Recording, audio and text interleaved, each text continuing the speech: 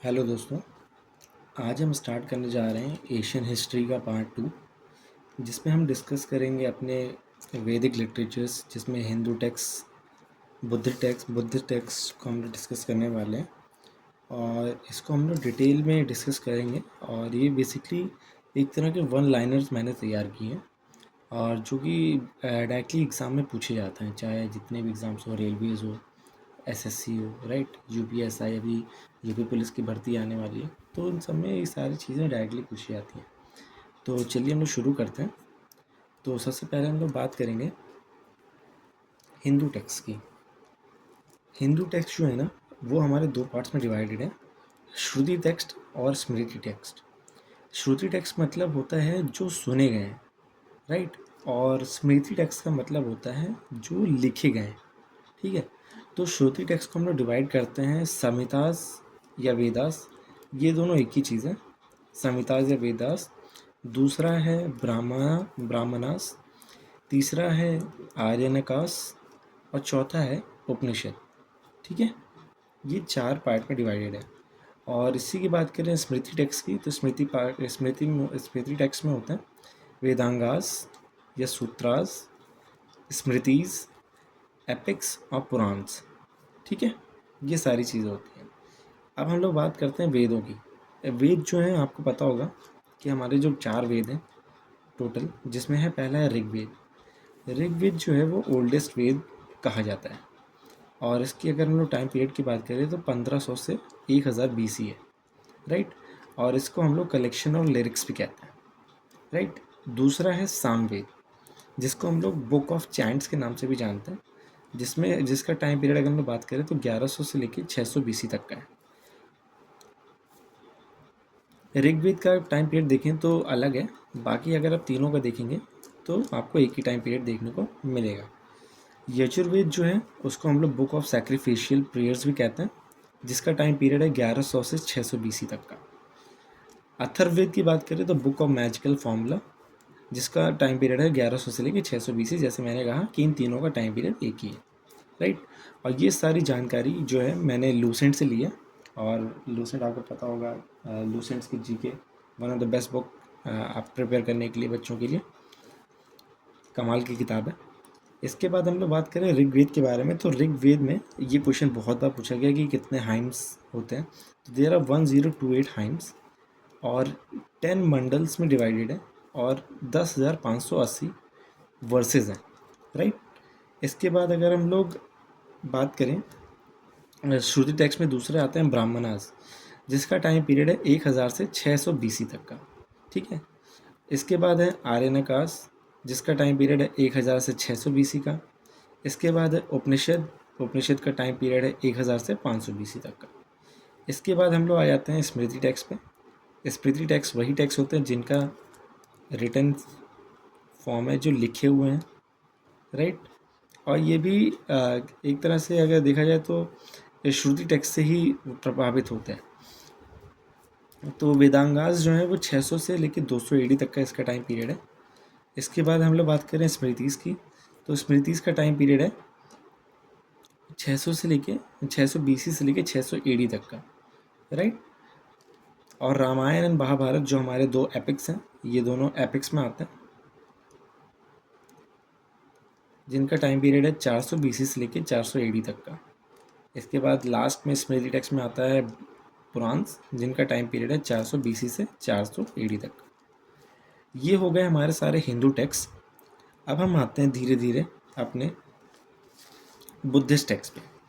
Buddhist text जो है वो भी जैसे वो भी डिवाइडेड हैं दो पार्ट्स में, जिनको हम लोग कहते हैं पाली, और दूसरा है अनुपाली। ठीक है।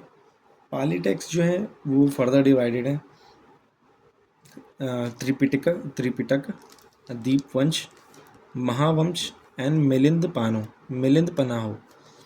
ठीक है। चार पार्ट्स में डिवाइडेड है, त्रिपिटक, दीपवंश, महावंश एंड मिलिंद पनाहो। और त्रिपिटक जो है वो earliest and most important text है। ठीक है। और ये फर्दर डिवाइडेड है तीन पार्ट में, जिसमें आपको दिख रहा होगा विनय पिटक, सूत पिटक और अभिधम्म पिटक। अब इसकी बात करें विनय पिटक और सूत पिटक जो है ना, इनका कंपाइलेशन जो हुआ है ना, फर्स्ट बुद्धिस्ट काउंसिल में हुआ था। फर्स्ट बुद्धिस्ट काउंसिल आपको पता होगा, अभी अब मैं आपको ये भी बताऊंगा। तो फर्स्ट बुद्धिस्ट काउंसिल हुई थी 483 बीसी में राजगीर बिहार में, और समय रूलर जो थे वो थे अजात शत्रु। ठीक है, अजात शत्रु किस डायनेस्टी से बिलोंग करते हैं ये आप कमेंट करके ज़रूर बताएंगे हमको। ठीक है, इसके बाद अगर हम लोग बात करें अभिधम्म पिटक, वो कंपाइल हुआ था during third Buddhist council. Third Buddhist council जो हुई थी वो हुई थी हमारी 2250 बीसी में पाटलिपुत्र में, और जिसको करवाया था सम्राट अशोक ने। अगेन आप लोग बताएंगे कि अशोक जो हैं वो किस डायनेस्टी से बिलोंग करते हैं। इसके अगर आप लोग को डिटेल वीडियो भी चाहिए हो या वन लाइनर टाइप की वीडियो चाहिए हो कि कौन कौन सी एशियन डायनेस्टीज थी जिससे ये सारे रूलर्स बिलोंग करते थे, तो आप ज़रूर कमेंट करें। मैं उस पर प्रॉपर एक वीडियो बना के आपको बताऊँगा। इसके बाद अगर हम लोग बात करें विनय पिटक की, इसमें क्या बताया जाता है? विनय पिटक में बताया जाता है, इसमें contains rules and regulations for leading monastic life. ठीक है, इसमें बताया जाता है contains rules and regulations for leading monastic life. इसके बाद जो सूत पिटक है वो largest and most important text है। अगर त्रिपिटक की बात करें, त्रिपिटक का सबसे इम्पॉर्टेंट अगर टेक्स्ट की बात करें तो वो सूत पिटक है, लार्जेस्ट एंड मोस्ट इम्पॉर्टेंट। इसके बाद बात करें हम लोग कि सूत पिटक में ही हम लोग को 16 महाजनपदास के बारे में जानने को मिलता है। राइट, ये हम लोग को जानकारी मिलती है सूत पिटक में ही। इसके बाद जो अभिधम्म पिटक है ये deals with doctrines of Buddha in scholastic manner. Right, Gautam Buddha ji के बारे में बताता है। गौतम बुद्ध जी के बारे में भी हम लोग डिस्कस करेंगे अभी हम लोग डिटेल में। हालांकि इनका अगर मैं बात करूँ तो इनका बर्थ नेम जो था सिद्धार्थ गौतम था, और धीरे धीरे अभी हम लोग इन पर डिस्कस करते हैं। ठीक है, इसके बाद अगर हम लोग बात करें, अभी हम लोग आगे बढ़ते हैं तो हम लोग देखते हैं अब हम लोग देखते हैं दीप वंश जो था वो हमारा 4th सेंचुरी एडी में लिखा गया है, और महावंश जो था ये हमारा लिखा गया है 5th सेंचुरी एडी में। ठीक है, और ये दोनों कंपाइलेशन अगर हम लोग बात करें तो कंपाइलेशन का श्रीलंका में हुआ है, जिसमें ये हिस्ट्री किसकी बताते हैं? श्रीलंका की। लेकिन इसमें कुछ भाग हम लोग को मौर्यन एम्पायर का भी देखने को मिलता है। मौर्यन एम्पायर से ही बिलोंग करते हैं सम्राट अशोक। ठीक है, तो अगर इसकी हम लोग बात करें तो सबसे पहले अगर मौर्यन एम्पायर में लास्ट रूलर जो थे वो नंद डायनेस्टी के धनानंद थे, जिनको हराया था चंद्रगुप्त मौर्य ने चाणक्य की हेल्प से। उसके बाद चंद्रगुप्त मौर्य के बेटे थे बिंदुसार, और बिंदुसार के बेटे थे अशोक। अशोक ही थे जिन्होंने थर्ड बुद्धिस्ट काउंसिल करवाई थी पाटलिपुत्र पटना में। ठीक है, इसके बाद अब हम लोग देखते हैं मिलिंद पनाहो में क्या बताया गया। मिलिंद पनाहो भी जो एक ही बहुत इंपॉर्टेंट टेक्स्ट है, ये आता है हमारा पाली टेक्स्ट में।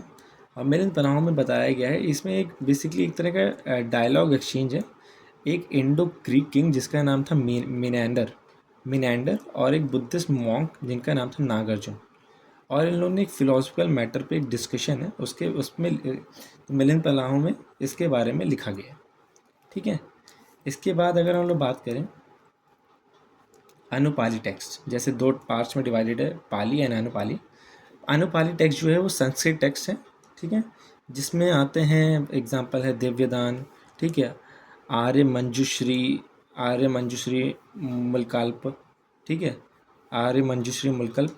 इसके बाद ललित विस्तार है। ठीक है, और इन तीनों में बताया गया जैसे दिव्यदान में क्या है, stories of later Mauryan kings के बारे में है। ठीक है, मौर्यन किंग्स शुंग डायनेस्टी के किंग, जिसमें पुष्यमित्र शुंग के बारे में, गौतम बुद्ध जी के बारे में, इन सब के बारे में बताया गया है। इसके बाद अगर हम लोग बात करें दूसरा जो है आर्य मंजुश्री मुल्कल्प, जिसमें हम लोग को बताया गया है political events of pre Mauryan period और टिल हर्षवर्धन पीरियड। आप लोग ये कमेंट करके ज़रूर बताएंगे कि कौन सा चाइनीज़ रूलर हर्षवर्धन के टाइम पे आया था। राइट, उसके बाद ललित विस्तार, जिसमें क्या बताया गया है, contains acts of Gautam Buddha along with religious and social conditions. Of that time, ठीक है। ललित विस्तार में उस समय गौतम बुद्ध के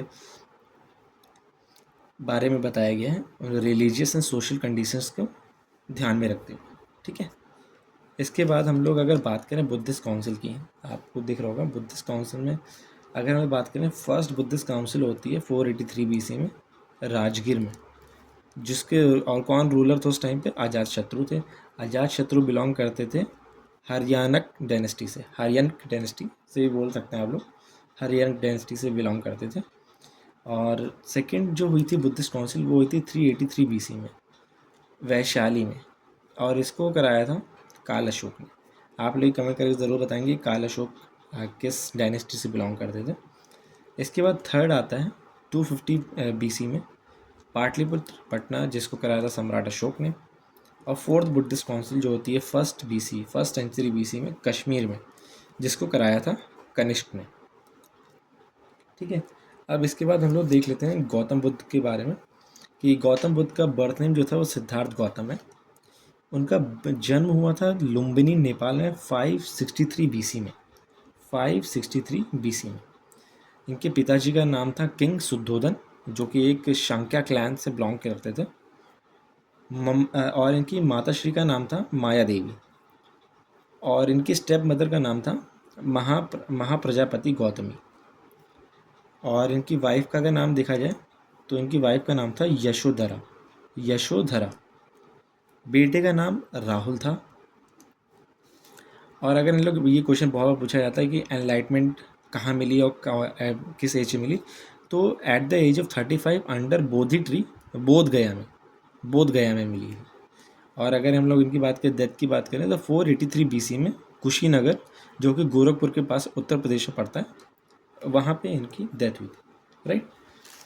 अब हम लोग कुछ इंपॉर्टेंट टेक्स्ट भी देख लेते हैं।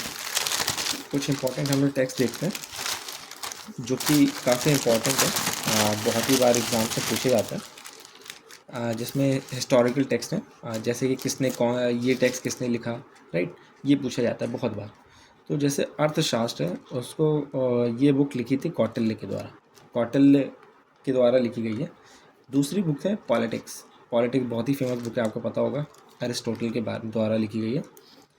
तीसरी बुक है राज तरंगिनी, ये क्वेश्चन तो कितनी बार आ चुका है, ये काल्हान के द्वारा लिखी गई है, और इस बुक में हिस्ट्री ऑफ कश्मीर को बताया गया, राइट।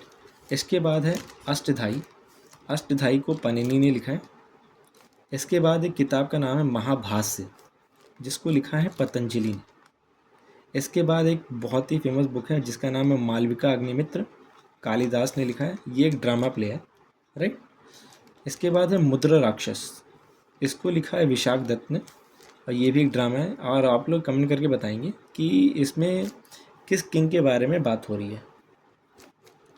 हर्ष चरित्र, जिसको लिखी बाण भट्ट जो थे वो एक कोर्ट पोएट थे, कहाँ किसके? हर्षवर्धन के किंगडम के, जिसमें इन्होंने अपनी लाइफ भी एक्सप्लेन की, साथ साथ हर्षवर्धन की लाइफ को भी एक्सप्लेन किया है। इसके बाद पृथ्वीराज दासो, जिसको लिखा है चंद्र बरदाई ने, राइट। बाकी हमारा आज ये पूरा एशियंट हिस्ट्री में पार्ट 2 कंप्लीट होता है, और हम लोग अब जल्दी पार्ट 3 के साथ मिलेंगे। और तब तक आप लोग कमेंट करके बताइएगा कि आपको क्या क्या जानकारी अच्छी लगी इसमें, और आपको कौन कौन से और टॉपिक्स वीडियो चाहिए, ठीक है। Thank you.